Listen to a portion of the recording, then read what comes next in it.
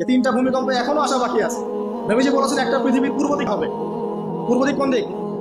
এই যে Indonesia, Malaysia, Bangladesh, Pakistan, Myanmar, Sri Lanka, এই পুরো কন্টিনেন্ট পূর্ব দিক, পৃথিবীর পূর্ব দিক। কোন কান্ট্রি এটা তো বলা হয়নি, পূর্ব দিক বলা হচ্ছে।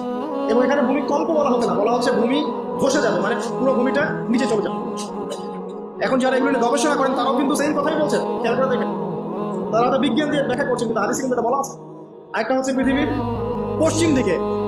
আর পশ্চিম দিকে কেন হবে জানেন? সমকামীদের কারণে, সুদের কারণে, জেনার কারণে, পর্নোগ্রাফির কারণে, এবং সারা বিশ্বকে তারা যে জুলুমটা করছে, এই জুলুমের প্রতিফল হিসেবে আল্লাহ পাক ঘোষিত। এর কোনো অস্তিত্বই থাকবে না। এখন মনে হচ্ছে না যে পুরো সারা ওয়ার্ল্ডকে রুল করছে, অস্তিত্বই থাকবে। ভূমিধস। আরেকটা হচ্ছে পৃথিবীর মাঝখানে। মাঝখানে কারা আছে বলেন?